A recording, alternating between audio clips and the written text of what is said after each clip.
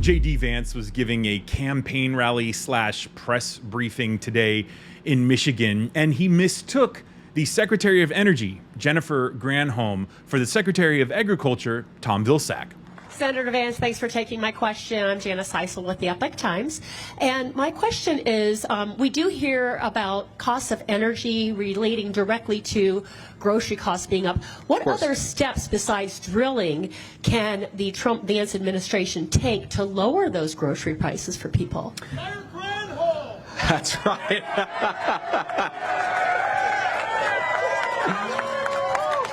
Well, the first is we're going to fire the Agriculture Secretary, right? She's not doing a very good job. Now, typically that's not that big of a deal, but JD Vance in that same press briefing went after Kamala Harris for not taking questions from the press, which she actually has done, because JD Vance argues that we can't trust Kamala to go and negotiate with Vladimir Putin since she won't take questions from the press. I'm rounding out the local journalists here. Look, this is a unique showing right here, taking questions from local journalists. Not necessarily, it's been unorthodox for a local rally like this. What are you hoping to show or say to voters, or is this a message to the Harris campaign, taking questions at a rally in front of people here?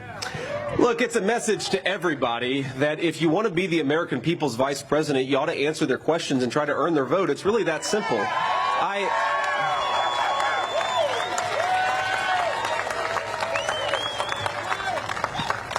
You know, you think about this, and I'm only 40 years old, but I've been in public life long enough to know that sometimes you need to explain certain things, or sometimes new things come up and you've got to answer people's questions. How are you going to address that issue, or how are you going to address this issue?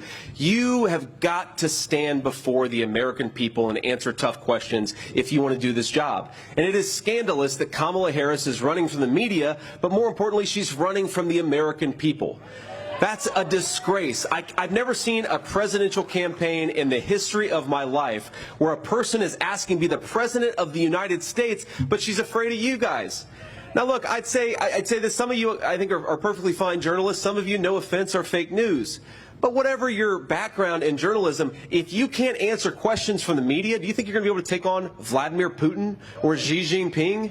If you're afraid of answering before the American people, how can we possibly trust you to sit in a room with world leaders and represent the American people? What?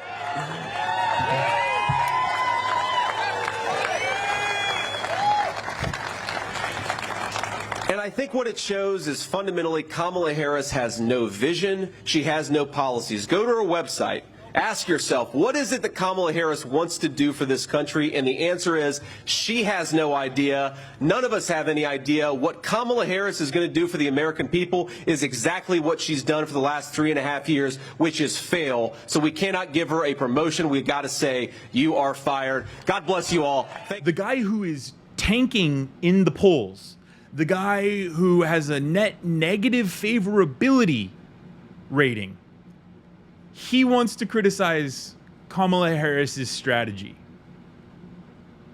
Kamala Harris, the one who's raising tens of millions of dollars almost daily, the one who has seen a surge in polls. Yeah, JD Vance, let's listen to you about campaign strategy. And really, let's go back to your whole argument, right? JD Vance, he wants us to believe that somehow Kamala Harris not taking questions from reporters, which she has, by the way, that somehow that means that she's not going to be able to negotiate and handle Xi Jinping and Vladimir Putin. See, what JD Vance doesn't get is that when you do need to negotiate with those dictators, those fascists, you need to come at it with facts and with the truth.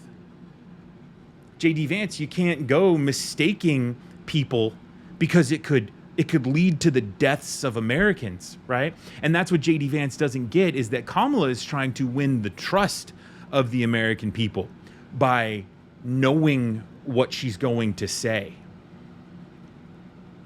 Walk in the walk, talk in the talk, right? JD Vance, he doesn't care if he just goes out and just wings it. Because it's looking like he's going to lose. He and Trump are going to lose, and it's going to be bad. But also because he's not intellectual enough to understand that you're trying to win over the trust of the American people, and that you need to know what you're talking about in order to do that.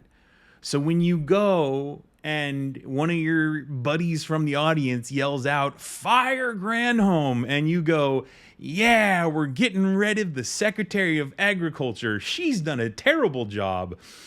And the Secretary of Agriculture is Tom Vilsack.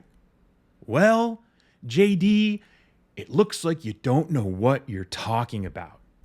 And that kind of goes also to Trump and JD Vance just wanting to ad-lib this entire thing.